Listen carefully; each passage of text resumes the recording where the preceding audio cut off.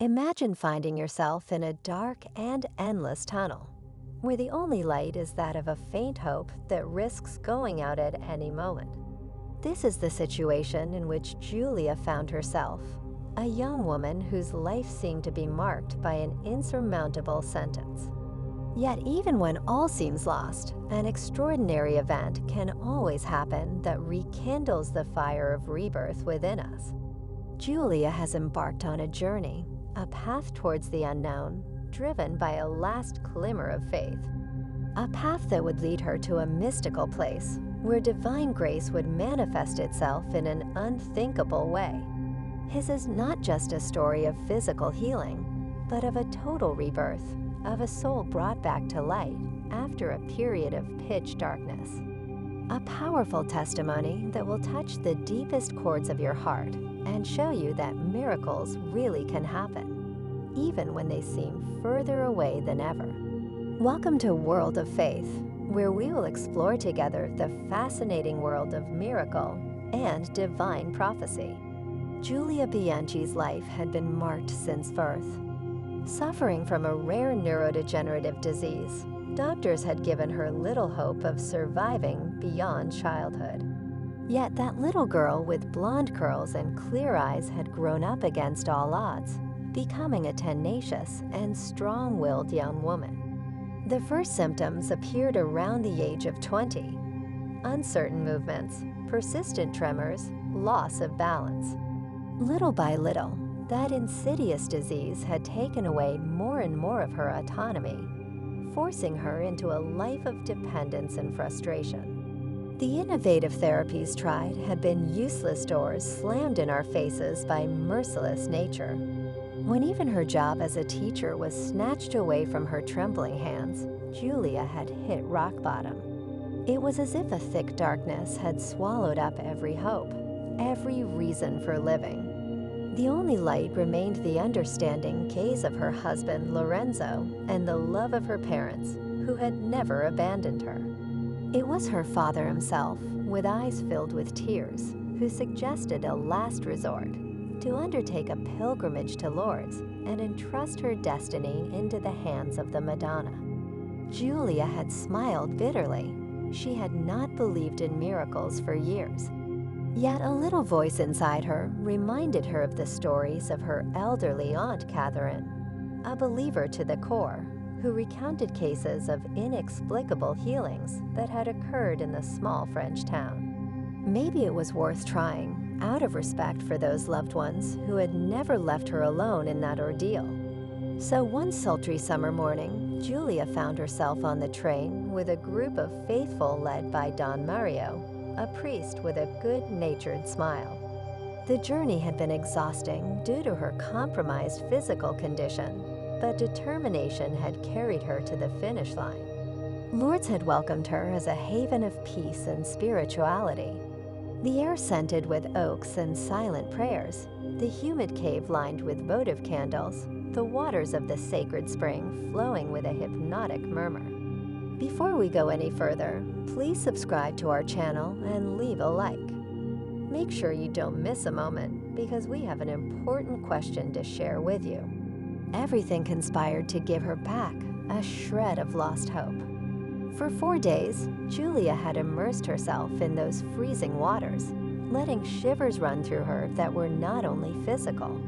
His mind prayed incessantly, entrusting his pain and fragility into the hands of the Virgin. One rosary after another, the restless fingers followed that ancient rite, invoking a grace, a miracle, a possibility of life beyond the illness.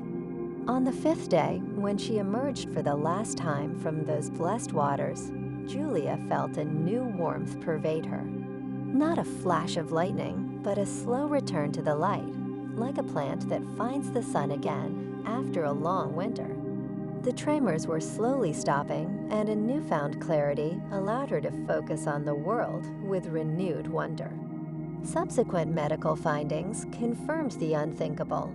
The neurodegenerative disease had vanished into thin air, and tests no longer showed any traces of the disease. A true miracle, according to the doctors of the Lourdes Commission, without any rational explanation. For Julia, however, the deepest rebirth had taken place in her soul. When she returned home, everything appeared to her in a new light. Her parents' smiles, her husband's caresses, and the simple joys of everyday life. Her newfound faith had given her back much more than health, a new vision of the world, a boundless love for others, and the ability to forgive. From that day on, Julia began a journey of renewed hope and active commitment to the ecclesial community. His testimony of rebirth, simple and powerful, lit a flame of trust in divine providence within every heart. A miracle not only physical, but spiritual and of full life after a dark agony. Julia's was an experience that goes far beyond the physical miracle. It was a true spiritual awakening, an opening to the broader horizons of faith and love for one's neighbor. His rebirth in Lourdes represents not only the victory over the evil of disease, but a triumph of the human soul over suffering and despair. A message of hope that should permeate every moment of our existence. Because even in the darkest moments, even when everything seems to be collapsing inexorably, a spark of light can always shine and illuminate our path. The important thing is to never give up on faith and the search for divine grace. Julia is a witness to this miracle today. His smile and his newfound serenity are there to remind us that nothing is impossible for those who believe and who trust in the merciful love of the Almighty. Let us open our hearts to hope, to rediscover every day the wonder of the gift of life. Did you know that prayer is the best tool we have? For this very reason, I want to invite you to pray with me. Let us close our eyes together and say together, "Our Father, who art in heaven, hallowed be thy name. Your kingdom come, your will be done, on earth as it is in heaven. Give us this day our daily bread. Forgive us our debts, as we forgive our debtors. And lead us not into temptation, but deliver us from evil. Amen. Hail, Queen Mother of Mercy. Hail, our life, our sweetness, and our hope. To thee do we cry, we exiled children of Eve. To thee do we sigh, mourning and weeping in this valley of tears. Come then, our advocate, turn your merciful eyes towards us, and show us, after this exile, Jesus, the blessed fruit of your womb. O clement, O pious, O sweet Virgin Mary. And you, what do you think about this incredible story? Write your answer in the comments. I can't wait to read your opinion. If you've come this far, it means you like our content. Why not help us grow even more by subscribing to the channel? And if you liked this video, don't forget to leave us a nice like. It's the best way to let us know that you like our content and that you want to see more. See you in the next video.